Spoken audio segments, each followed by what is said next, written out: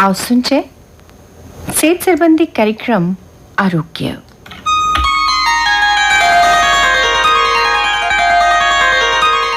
श्रोताओं, आप सबका स्वागत करते हैं आरोग्य प्रोग्राम में।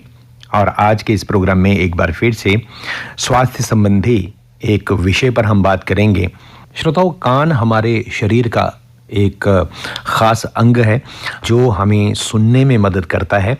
इस बारे में सभी जानते हैं, लेकिन आज के दौर में अगर हम कहें कि कान के क्या लाभ हैं तो बहुत सारे लोग कहेंगे कि मास्क की डोरी लपेटने के काम आते हैं या ऐनक टिकाने के काम आते हैं। जी, ये तो बिल्कुल सही है। कान के इस तरह के उपयोग भी बहुत होते हैं। तो इसी कान पर आज हम श्रोताओं बात करेंगे। स्टूडियो में हमारे साथ हैं डॉक्टर के.पी. सिंह, जो कि कान, नाक और गले के विशेषज्ञ हैं, डॉक्टर हैं, ENT स्पेशलिस्ट हैं। आज हमें बताएंगे कान के बारे में और इसको होने वाले रोगों के बारे में और किस तरह से हम उनका निवारण कर सकते हैं, इस बारे में। सबसे पहले आपका स्वागत करते हैं डॉक्टर साहब अपने स्टूडियोज में। धन्यवाद। डॉक्टर साहब, कान का महत्व सभी जानते हैं, सुनने के काम आता है। आप डॉक्टर हैं, एक आम इंसान जानना चाहता है कि कान हमारे शरीर की किस तरह से सेवा करता है। मैं यहाँ पे एक चीज़ और इसमें ऐड करना चाहूँगा। कान सिर्फ सुनने के काम ही नहीं आता, कान जो है हमारा बॉडी बैलेंस का भी सिस्टम होता है। तो जो चक्कर आते हैं जिन लोगों को, हम बहुत बार देखते हैं कि लोग हमारे पास शिकायत लेके आते हैं कि हमें 2 दिन से चक्कर आ रहे हैं, 3 दिन से चक्कर आ रहे हैं, न्यूरोलॉजिस्ट को दिखा लिया, किसी को, लेकिन उनको सबसे पहले कान के डॉक्टर के पास, कान के स्पेशलिस्ट के पास जाना चाहिए, क्योंकि 90% चक्कर जो है वो कान की वजह से आते हैं। 5 या 6% जो है वो दिमाग की वजह से आते हैं। दिमाग की वजह से बहुत लेट, जब बहुत ही हद हो जाती है, तब दिमाग की वजह से आते हैं, या फिर गर्दन में दर्द होने की वजह से, जिसे सर्वाइकल स्पॉन्डिलोसिस कहते हैं, उसकी वजह से आते हैं। तो मैं ये कह रहा था कि कान सुनने का तो इसका मकसद ही है, इसके अलावा इसका मकसद है हमारी बॉडी का बैलेंस मेंटेन करना। बैलेंस मेंटेन करना। तो चक्कर किस तरह से आते हैं, मतलब क्या होता है कान में, क्या प्रॉब्लम आती है कि चक्कर आने शुरू होते हैं? यहीं से शुरू करते हैं। जी। कान के बीच में अंदर की तरफ फ्लूइड का एक सिस्टम होता है। उस फ्लूइड में जब भी कोई एबनॉर्मलिटी आ जाती है, जब भी वो फ्लूइड बढ़ या कम हो जाता है, या जब भी उस फ्लूइड में थोड़ा सा बनना कम हो जाता है, तो उसकी वजह से चक्कर आते हैं। तो मतलब फ्लूइड का बैलेंस कम होता है, क्वांटिटी कम ज़्यादा होती है। दोनों कानों में फ्लूइड एक जैसा होता है। अगर बैलेंसिंग कुछ गड़बड़ हो जाए तो कानों में जो है वो चक्कर आना शुरू हो जाते हैं। जी। ऊंचा सुनाई देना आमतौर पे लोगों को प्रॉब्लम है इसकी। बहुत सारे लोग 2 बार सुनते हैं, फ़ोन सुनते हैं तो एक ही कान से सुनते हैं, दूसरे कान की तरफ उनको थोड़ा सा अजीब लगता है, शायद कम सुन पाऊंगा। तो ये जो प्रॉब्लम है, ये किस तरह की प्रॉब्लम है और ये बहुत लोगों को सुनने में आता है कि है? ऊंचा सुनना, इसके हम अलग अलग उम्र के हिसाब से इसको हम तकसीम करेंगे। जी। जैसे कि जन्मजात, उसके बाद जवानी में, उसके बाद बुढ़ापे में।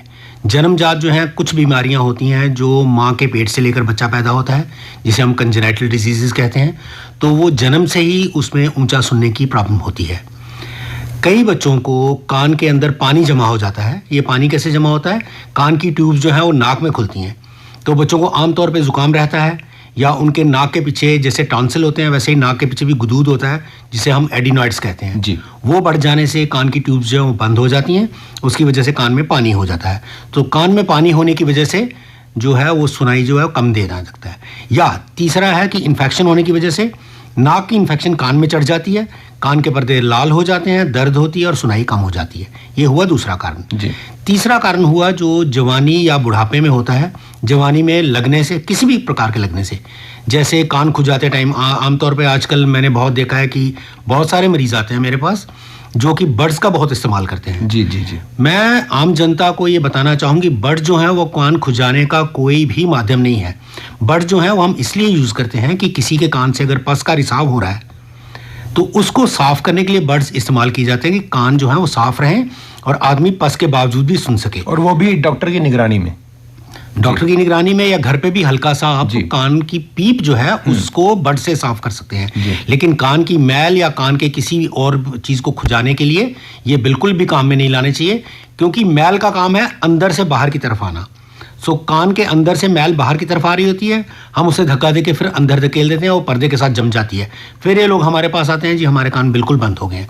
ये हुआ दूसरे प्रकार का कान का बंद होना। तीसरे प्रकार का है उम्र दराज लोगों के लिए। 65 या 70 साल की उम्र के बाद जो कान की नसें हैं वो कमज़ोर होना शुरू हो जाती हैं, या किसी इंजरी की वजह से, जैसे कि हेड इंजरी हो गई, एक्सीडेंटल इंजरी हो गई, उसकी वजह से कान की नसें जो कमज़ोर हो जाती हैं, उसकी वजह से भी कान में जो है वो सुनाई कम हो जाती है, और उसके लिए उपाय जो है मशीन ही होती है। जी, आपने कहा कान का पर्दा। कान का पर्दा क्या है? मतलब हम वैसे अगर इमेजिन करें तो एक पर्दा जो घर में लगा होता है वैसे ही कान में होता है, और वैसा पर्दा होता है। उस पर्दे का काम क्या है और उसकी देखभाल किस तरह से करनी चाहिए एक इंसान को? देखिए, कान जैसे कि इसका पहला काम जो है सुनाई है और दूसरा काम बैलेंस मेंटेन। जी। तो सुनाई के लिए जो सिस्टम बना हुआ है उसमें कान जैसा हम देखते हैं, बाहर तो एक चपटी सी कान है हमारी, उसके अंदर एक छोटा सुराख दिया जाता है। ये 9-10 mm का सुराख जो है ये होता है। ये सुराख जो है ये सिर्फ 2.4 सेंटीमीटर लंबा होता है, यानी कि 24 मिलीमीटर। हाँ जी। इसके आगे एक पर्दा लगा होता है, झिल्ली है। पर्दा एक झिल्ली है हमारी ही चमड़ी से बनी हुई, उस झिल्ली से आके आवाज़ टकराती है। उसके अंदर मध्य कान होता है जिसमें 3 छोटी छोटी हड्डियां होती हैं, चावल के कनी के जैसी। अच्छा। 3 छोटी छोटी हड्डियां होती हैं, उसके थ्रू ये जो साउंड है वो वाइब्रेट करती हुई हमारे अंदरूनी सिस्टम में जाती है, जिसमें मैंने बोला बैलेंस भी होता है और हेयरिंग भी होती है, तो उसको स्टिमुलेट करती हैं। फिर हमारे दिमाग की रगें जो हैं वो स्टिमुलेट होकर इससे सुनाई बनती है। तो अगर कान का पर्दा डैमेज हो जाए तो इस सुनाई में काफ़ी फ़र्क आता है, क्योंकि पूरी तरह आवाज़ जो है वो अंदर तक एंटर नहीं कर सकती और कंडक्शन नहीं हो सकती। जी, डैमेज कैसे होता है इसके बारे में हम बात करते हैं, लेकिन उससे पहले हम श्रोताओं को बता दें कि आज हमारे साथ हैं हमारे स्टूडियोज़ में doctor KP. Singh, ENT specialist हैं, और स्पेशली कान से जुड़े हुई जो प्रॉब्लम्स होती हैं आम इंसान को, उस पर हम बात कर रहे हैं। डॉक्टर साहब, ये मैं सवाल जो है आम इंसान की तरफ से पूछ रहा हूँ, जो गाँव में रहता है और शहर में रहता है, उनके सवाल हैं ये। कान का पर्दा फटने के कारण क्या होते हैं? कान के पर्दा फटने के मोटे मोटे तो कारण मैं यहाँ बता दूंगा, ऐसे तो बहुत से कारण होते हैं, लेकिन जो आम हमारी हरकतों से कान का पर्दा फटता है उसी विषय पर मैं आज बात करना चाहूँगा। देखिए, सबसे पहले आज गर्मी का मौसम है, सभी लोग तालाब, नहर या दूसरी वाटर बॉडीज़ में नहाने जाते हैं, छलांग लगाते हैं। तो अगर छलांग की डायरेक्शन इस प्रकार की हो गई कि कान जो है वो पहले पानी से टकराएगा तो कान का पर्दा जो है डैमेज हो जाएगा। उसके अलावा नहा के निकलते हैं तो कान में पानी घुसा हुआ होता है, जो कि मैंने अभी बताया कि कान जो है 24 मिलीमीटर ही होता है सिर्फ उसका, तो 2.4 यानी कि 2.5 सेंटीमीटर, 1 इंच से थोड़ा सा कम। तो इस तरह इतने में कितना एक पानी भर जाएगा, 1 बूंद या 2 बूंद, तो निकालते ऐसे हैं जैसे पता नहीं बाल्टी भर पानी घुसा होगा। उस निकालने की वजह से कान का पर्दा जो है डैमेज हो जाता है। कान में कोई तो माचिस की तीली डालते हैं, कोई दूसरी तीलियां, कोई किसी से। कान को साफ करने का सबसे अच्छा तरीका है कि तौलिए का कोना या रुमाल का कोना जो है उसे कान में हल्का सा घुसाएं, उसमें सारा पानी अपने आप जज्ब हो जाएगा और उससे कान भी साफ हो जाएगा। दूसरा तरीका कान डैमेज होने का जो है वो मैंने बताया कि जो ऑटो क्लीनिंग या स्वयं सफाई करना जो है वो है, घर में बैठ के बड्स के साथ मुझे कान में खुजली हो रही है। तीसरा तरीका, आजकल जो लोग मोबाइल पे लगे रहते हैं उससे क्या होता है कि मोबाइल में सुनने की वजह से उनको इकोइंग होती है, कान में डिस्टर्बेंस होती है और वो कान को ज़ोर ज़ोर से खुजाने की कोशिश करते हैं, वो एक तरीका है। तीसरा जो बड़ा तरीका है वो है इन्फेक्शन। कान में पानी जाना जो है हमेशा अवॉइड करना चाहिए। मैंने बताया पहले भी कि कान में किसी भी हालत में पानी नहीं जाना चाहिए, नहाते समय भी नहीं और अदरवाइज़ भी नहीं। जैसे बरसातें होंगी, आगे बारिशें होंगी तो कान में पानी जा सकता है। कान का पानी जो है उसे रोका जा सकता है। स्विमिंग के लिए आप कान के ईयर प्लग्स यूज़ कर सकते हैं। वैसे भी ईयर प्लग्स जो है इस्तेमाल करना अच्छा ही रहता है, इसलिए कान में पानी जाने से फंगस हो जाता है, फफूंदी हो जाती है। वो फंगस जो है वो कान की चमड़ी के साथ साथ कान का पर्दा भी खाना शुरू कर देती है। शुरू में खुजली होती है, बाद में दर्द होती है और बाद में पस का रिसाव शुरू हो जाता है। इससे कान का पर्दा डैमेज हो जाता है। और तरीका है लड़ाई झगड़ा। आमतौर पे बच्चे आपस में लड़ते हैं या माता पिता बेध्यानी में बच्चे को कान पे थप्पड़ मार देते हैं, उससे भी कान का पर्दा फट सकता है। साउंड से, हाई साउंड से, जैसे कि बम पटाखे चलाते हैं बच्चे पास खड़े होके, उसकी आवाज़ से साउंड जो है वो कान के अंदर एंटर करती है और पर्दा जो है मैंने बताया कि झिल्ली के माफिक होता है, तो इस झिल्ली को फटने के बहुत सारे चांसेस होते हैं। और जो तरीका है आम तौर पे जो बड़े मैं बता रहा हूँ जो कारण है, उसमें एक बड़ा कारण है एक्सीडेंट। स्कूटर बाइक से स्किड हो जाना, स्लिप हो जाना, हेलमेट नहीं पहने होना, उसकी वजह से कान के पर्दे के ऊपर सीधा जो है वो ब्रंट आता है, तो उससे कान का पर्दा फट सकता है। जी, जो कान का पर्दा फटता है उसके बाद उसका रिपेयर होने के चांसेस होते हैं, रिपेयर हो सकता है वो? देखिए, आम जनता के लिए मैं बताना चाहूँ कि कोई भी व्यक्ति अगर उसे लगता है कि उसके कान में डैमेज हुआ है, उसको बहुत ज़्यादा दर्द हो रही है कान पे लगने के बाद, तो वो कान में प्लीज़ कृपया कुछ भी ना डालें जी। कोई दवाई, कोई पानी नहीं, क्योंकि एक बार दवाई आप डाल देंगे तो कान के नाली की पूरी गंदगी जो है वो साथ लेके कान के पर्दे के अंदर एंटर कर जाएगी, तो उससे इन्फेक्शन के चांसेस बहुत ज़्यादा होते हैं। फिर कान के पर्दे की हीलिंग जो है वो बहुत, उसके चांसेस कम हो जाते हैं। इसलिए कान को सूखा रखें, खुश्क रखें, ना उसमें पानी जाने दें, ना दवाई डालें, और उसी समय या कुछ समय पश्चात बिना दवाई डाले, बिना कुछ किए आप डॉक्टर के पास जा सकते हैं।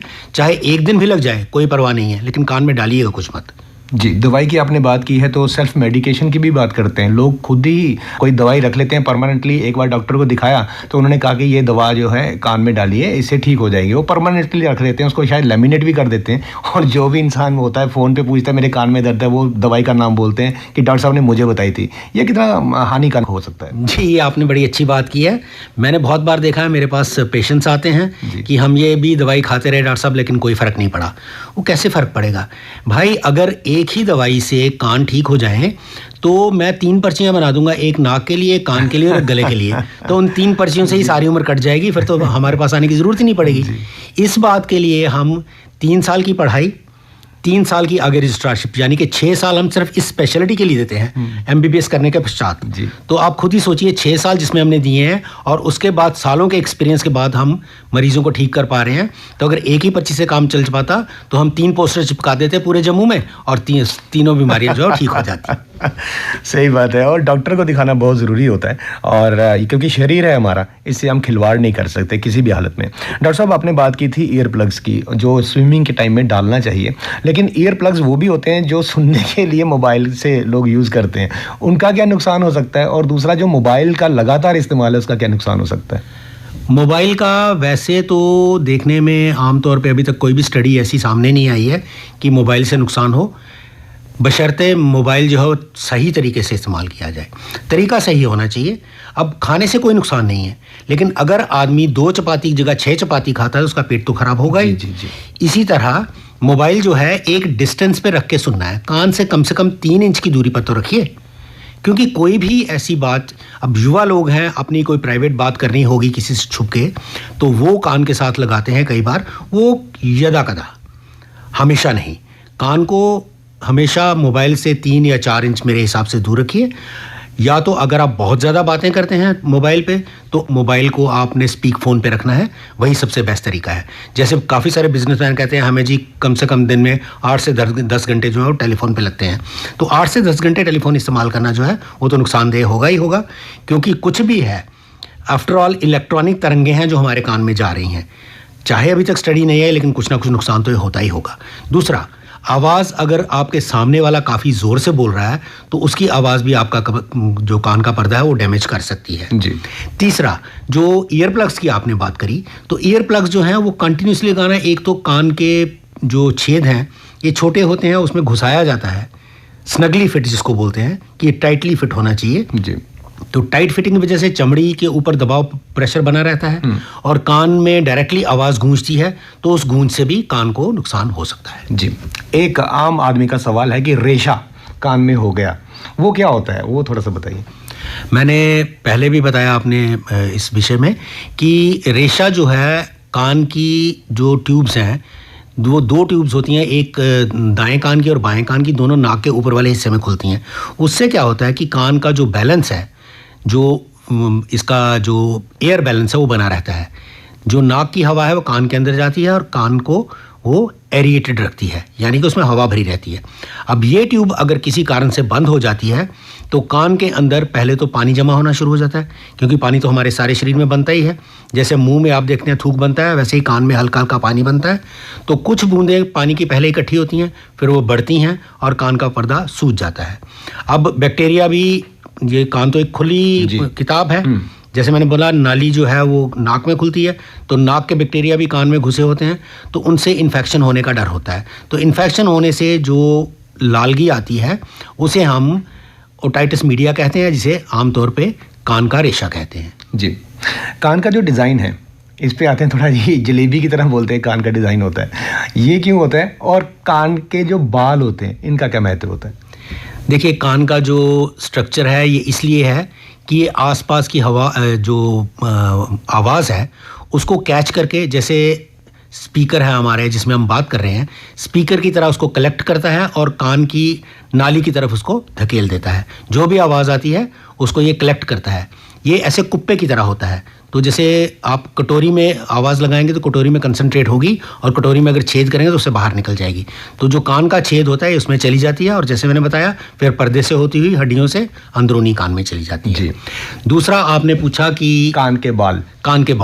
कान के बाल जो हैं ये आमतौर पे डस्ट या फॉरेन मटेरियल या कीड़े मकोड़े उनको अंदर जाने से रोकते हैं। तो कान के बाल जो हैं उन्हें ट्रिम करना चाहिए, पूरी तरह नहीं काटना चाहिए। जी जी जी। तो आज आपने बताया हमें कान के बारे में, बहुत सारी बातें बताई डॉक्टर के पी सिंह। कान के और कोई रोग हैं जो आप आम लोगों से डिस्कस करना चाहते हैं? हाँ, मैं जनता को ये बताना चाहता हूँ कि कान का रोग, जैसे मैंने बताया कि रेशा हो जाता है, ये रेशा जो है कहीं भी होगा बॉडी में, बस कहीं भी होगी, उसे निकलना ही है। ये अपना रास्ता बनाती है, कान का पर्दा फाड़ती है और बाहर निकल आती है। लेकिन अगर इस स्टेज पे आम जनता अपना इलाज न करे, डॉक्टर के पास जाए, तो कान पूरी तरह से ठीक हो सकते हैं। लेकिन अगर अपना इलाज करेंगे, दवाई डालेंगे या पानी जाएगा, तो ये परमानेंट हो जाता है। फिर इसका ऑपरेशन के सिवाय कोई चारा नहीं होता। किसी भी हालत में बिना ऑपरेशन के इसे नहीं ठीक कर सकते। इसलिए मैं जनता को बताना चाहता हूँ कि कृपया जब भी आपके कान में पहली बार पस निकले तो उससे घबराइए मत। वो बिल्कुल ठीक हो सकती है और सारी उम्र के लिए आपका पर्दा जो है वो सही तरीके से काम कर सकता है। और ये कान, नाक और गला आपस में अंदर से जुड़े हुए हैं?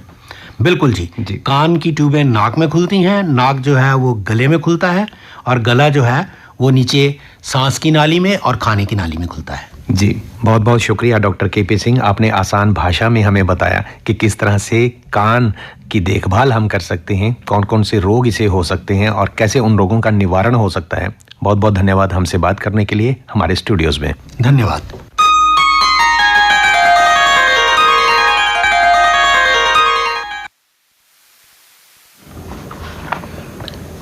तो सुना दी है सेहत संबंधी कार्यक्रम आरोग्य। ਇਹਦੇ 'ਚ ਤੁਸੀਂ ENT specialist doctor KP Singh ने की दी गलबात सुनी, कान के रोग और उनका निवारण।